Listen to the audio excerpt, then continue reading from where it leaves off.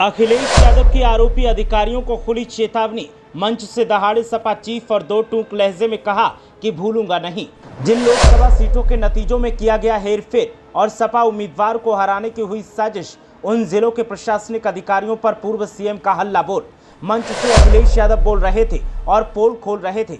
Sapa chief ने खुलेआम जब किया न भूलने का ऐलान, तो फिर देखिए कैसे सियासत और प्रशासनिक अमले में मचा हड़कंप।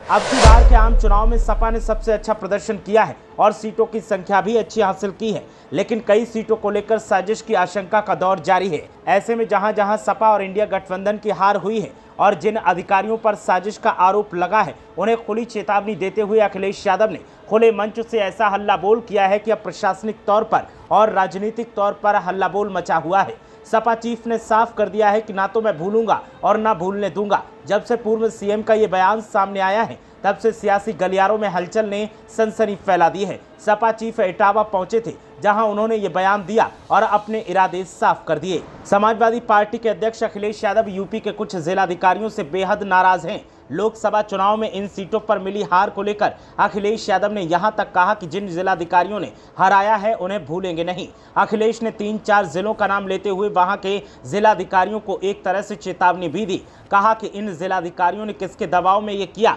क्यों बेईमानी की, जानबूझकर सपा प्रत्याशियों को हराया गया है। अखिलेश यादव लोकसभा चुनाव में मिली शानदार जीत के बाद इटावा और सैफई पहुंचे थे। यहां कार्यकर्ताओं से संवाद किया और उन्हें जीत के लिए बधाई दी। पत्रकारों से बात करते हुए अखिलेश यादव ने कहा कि इस बार जनता ने चुनाव लड़ा है। जनता ने महसूस किया कि उसका संविधान और उसका हक खतरे में है।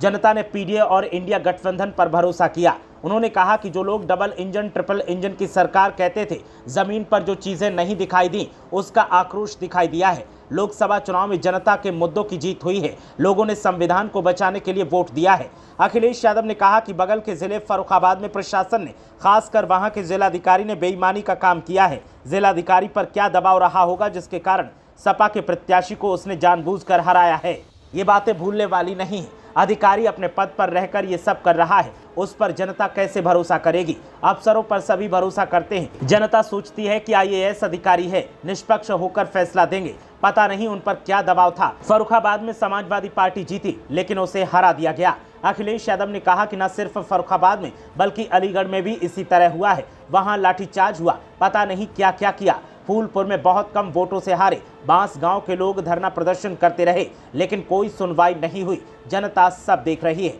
अगले चुनाव में जनता इन सीटों पर भी लाखों लाख वोटों से इन लोगों को हराएगी। तब ये लोग बेईमानी करना भी नहीं चाहेंगे तो ये अधिकारी नहीं कर पाएंगे। अखिलेश यादव जिन जिलाधिकारियों के काम से नाराज हैं, इन जिलों के लोकसभा चुनाव के रिजल्ट पर गौर करें तो फर्रुखाबाद में सपा केवल 2600 वोटों से हारी है। यहां भाजपा के मुकेश राजपूत को 4,87,963 वोट मिले और वो जीते हुए घोषित किए गए, जबकि सपा के नवल किशोर शाक्य को यहां से हारा हुआ बता दिया गया। जबकि शुरुआत से लेकर आखिर तक नवल किशोर आगे चल रहे थे, लेकिन आखिरी दौर की काउंटिंग में उन्हें पीछे कर दिया गया। ब्यूरो रिपोर्ट, मीडिया हलचल।